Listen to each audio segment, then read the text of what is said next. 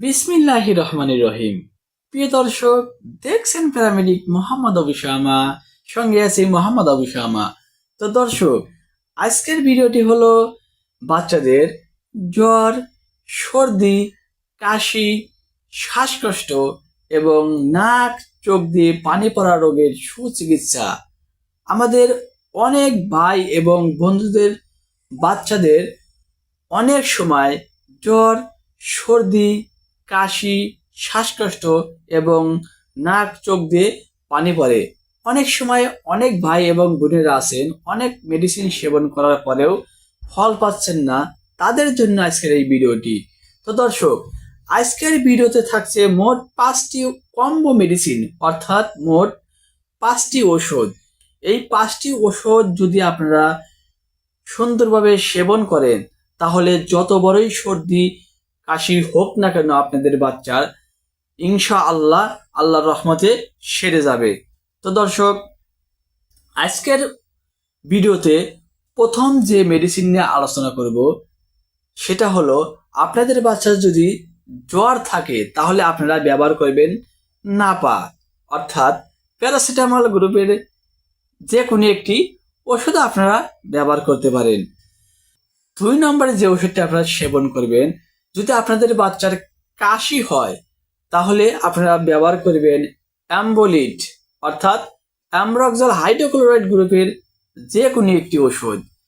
তো দর্শক, 3 নম্বরে যে ওষুধটা আপনারা সেবন করবেন, যদি আপনার বাচ্চাদের নাক দিয়ে চোখ দিয়ে অবিরাম জ্বরে পানি পড়ে, তাহলে আপনারা সেবন করবেন টোফেন, অর্থাৎ কিটোটিফিন গ্রুপের যে কোনো একটি ঔষধ।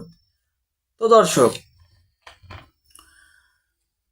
4 নম্বর যে ওষুধটি আপনারা সেবন করবেন, আপনাদের বাচ্চাদের যদি বুকের ভিতর সাই সাই, গড়গড় এবং শ্বাস প্রশ্বাস নিতে কষ্ট হয়, সেই ক্ষেত্রে আপনারা ব্যবহার করবেন লিবোস্টার, অর্থাৎ লিবোসালবিটামল গ্রুপের যে কোনো একটি ঔষধ।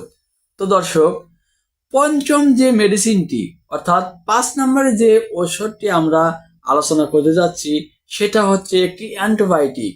অর্থাৎ আপনাদের বাচ্চাদের যদি জ্বর, সর্দি, কাশি যদি মারাত্মক হারে হয়, তাহলে অ্যান্টিবায়োটিক ছাড়া কিন্তু অনেক সময় এই সমস্ত রোগগুলো যেতে চায় না। এজন্য আপনারা ব্যবহার করবেন সেপ3, অর্থাৎ পঞ্চম মেডিসিনটির নাম হচ্ছে সেপ3।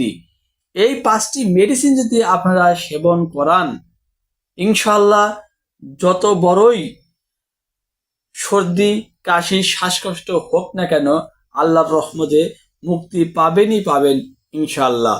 তো দর্শক, আজকের ভিডিওটি যদি আপনাদের ভালো লাগে, অবশ্যই চ্যানেলটিতে সাবস্ক্রাইব করবেন এবং পাশে থাকা বেল আইকনটি বাজিয়ে রাখবেন। আর এই ভিডিও যদি আপনাদের ভালো লাগে, অবশ্যই একটি লাইক করে দিবেন এবং শেয়ার করবেন। ধন্যবাদ। তো দর্শক, সবাই ভালো থাকবেন, সুস্থ থাকবেন। খুদা হাফেজ।